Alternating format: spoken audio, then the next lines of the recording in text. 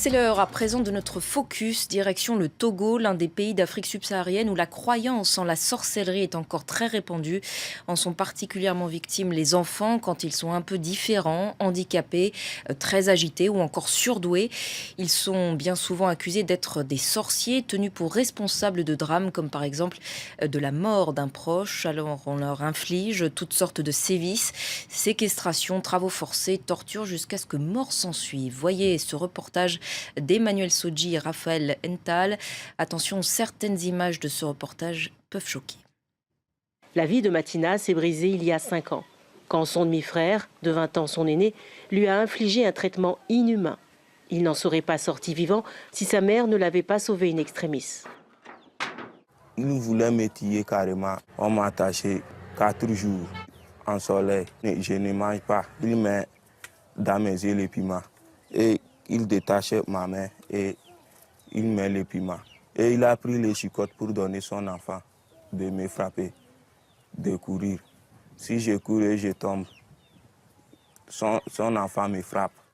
Madina a grandi dans une des régions les plus pauvres du Togo, là où les malheurs du quotidien s'expliquent de manière surnaturelle.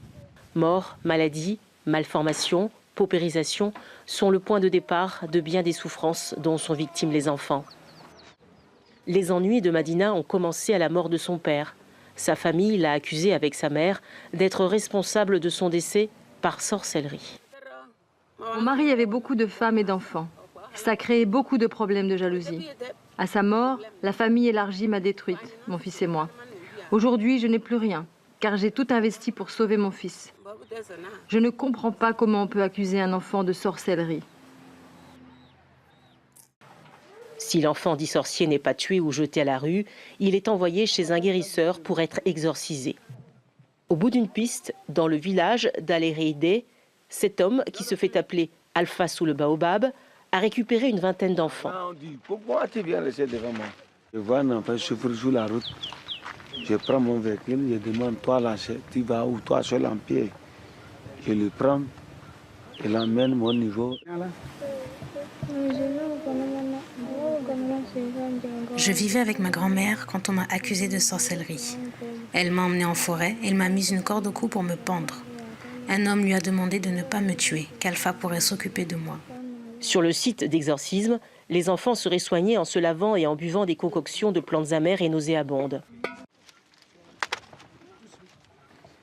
Ils sont effrayés par Alpha, vivent dans des conditions effroyables et sont exploités comme des esclaves. Selon le responsable d'un centre pour enfants maltraités qui nous a rejoints, son discours de bon samaritain sonne faux. C'est un escroc. Quand il parle des enfants, certains enfants qui sont abandonnés, ils sont laissés ici. S'il n'y a pas de profit, je ne suis pas sûr qu'il va accepter héberger ces enfants 1 jusqu'à 2 ans. Et je lui ai posé une question, il est tombé aussi dans le piège. J'ai demandé en quoi ces enfants-là lui sont utiles. Il a dit, il a reconnu que les enfants participent au niveau du chant. Donc, s'il ne tire pas du profit sur ces enfants, il ne peut pas les garder. Les enfants semblent dissimuler la vérité. La parole se libère à l'extérieur, lorsque nous rencontrons cette petite fille qui a passé 3 mois chez le charlatan Alpha. Errante, elle a été recueillie par le centre d'accueil des enfants maltraités. Elle nous explique qu'elle s'est enfuie car elle était tous les jours battue par le charlatan, parce qu'elle ne travaillait pas assez vite dans les champs. Plus de la moitié des affaires jugées dans les tribunaux de la région centrale et du nord du Togo sont des cas de sorcellerie. La loi togolaise garantit la liberté de religion traditionnelle, mais elle ne prend pas en compte les sciences occultes dans le code pénal. Je dirais que c'est une carence volontaire. Légiférer dessus reviendrait à étiqueter certaines personnes de ce label de sorcier et cela entraînerait des dérives. Et il suffirait que la tête de X ne plaise pas à Y, qu'il y ait quelque chose de mauvais, des événements dramatiques qui se passent dans le foyer, dans la famille ou dans un environnement quelconque, pour que l'on puisse se jeter sur quelqu'un. Taxer un enfant de sorcier est souvent un prétexte pour s'en débarrasser. C'est ce qui est arrivé à Marcelin. Il a été recueilli dans ce refuge pour enfants. Comme la moitié de ceux qui sont ici, il a été accusé de sorcellerie. Après plus d'1 an d'accompagnement psychosocial de l'enfant, de médiation avec la famille, Marcelin s'apprête à rentrer chez lui. C'est la 3e tentative. C'est un enfant aussi qui n'était pas très stable. Et par rapport à son comportement, il sort et le grand-père lit ça toujours à des actes de sorcellerie. Lorsque nous l'avons réintégré pour une première fois, il y avait aussi quelques problèmes de maladie dans la maison et le grand-père a lié ça au retour de l'enfant. L'accueil est glacial. Au moment des dernières recommandations et de la signature des formalités administratives, le grand-père paternel est encore sur ses gardes. S'il change de comportement, ça va aller. S'il ne change pas, c'est qu'il peut avoir un choc en retour. Marcelin est en situation difficile. Sa mère l'a abandonné et son père ne l'a jamais vu. Il ne veut pas du tout que cet enfant mette pied là-bas. Choqué par les propos du grand-père, le petit Marcelin s'effondre. Pourquoi pour mon père, moi, je n'hésite pas?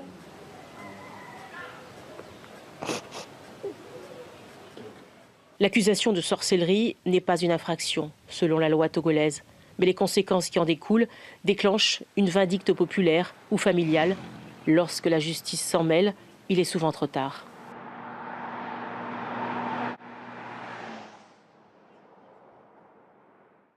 Et on en parle avec notre invité Selmou Boukari, représentant de l'UNICEF au Togo. Bonjour, merci beaucoup d'être avec nous sur France 24. Quelle est l'ampleur de ce phénomène au Togo ? Bonjour, merci beaucoup d'évoquer ce sujet qui est vraiment une grande préoccupation au Togo. Effectivement, le phénomène est un phénomène assez répandu selon les régions et selon les ethnies. Il s'agit, comme vous l'avez dit, d'un phénomène qui est beaucoup plus lié aux traditions et aux croyances traditionnelles, et donc qui sévit malheureusement dans beaucoup de régions. Depuis quand est-ce que cette croyance en la sorcellerie existe dans le pays et comment expliquer la persistance de cette croyance ? Je crois que c'est une croyance qui est ancrée dans la tradition et qui donc remonte certainement à l'origine du temps. Parce que vous savez que dans les traditions africaines, le surnaturel, les croyances sur le surnaturel, sur la sorcellerie sont bien ancrées dans les croyances. Et donc, c'est un phénomène qui malheureusement sévit partout. Pas seulement d'ailleurs au Togo, mais dans toutes l'Afrique de l'Ouest, que ce soit au Bénin, que ce soit au Burkina, et même en Afrique centrale, au Gabon, au Cameroun. Des études ont été faites sur ce phénomène-là. Et il s'agit malheureusement d'une croyance qui fait que généralement toute mort ou toute aventure malencontreuse que rencontre un individu ou une famille est souvent liée à des effets surnaturels.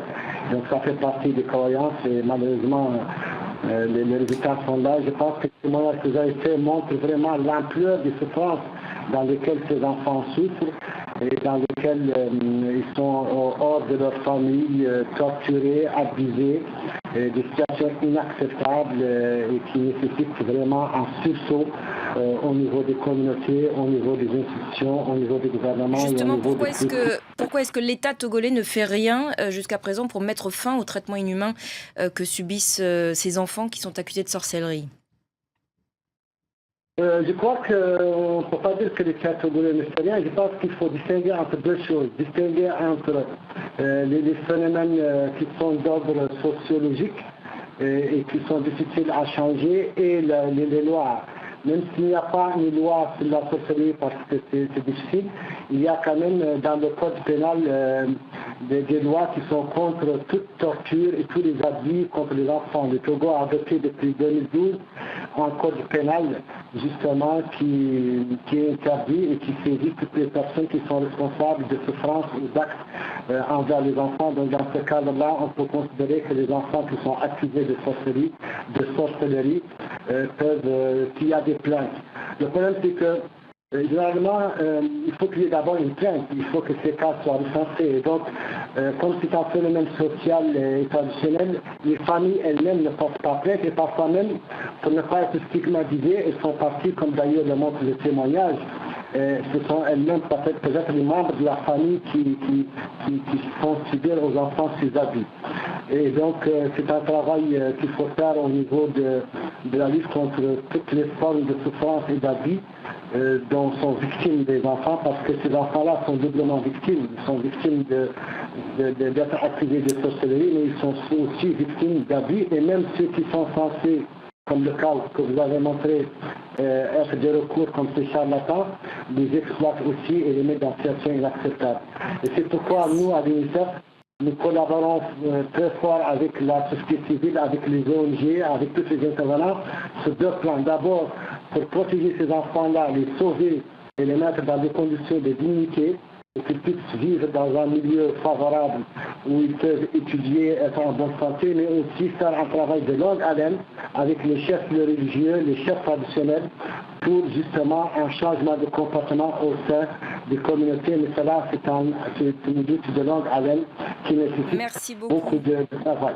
Merci beaucoup Isselmou Boukari pour votre témoignage aujourd'hui sur France 24. Merci, excusez-nous pour la mauvaise qualité de la liaison avec le Togo. Voilà pour ce focus, restez avec nous. Paris Direct continue dans un instant, à tout de suite.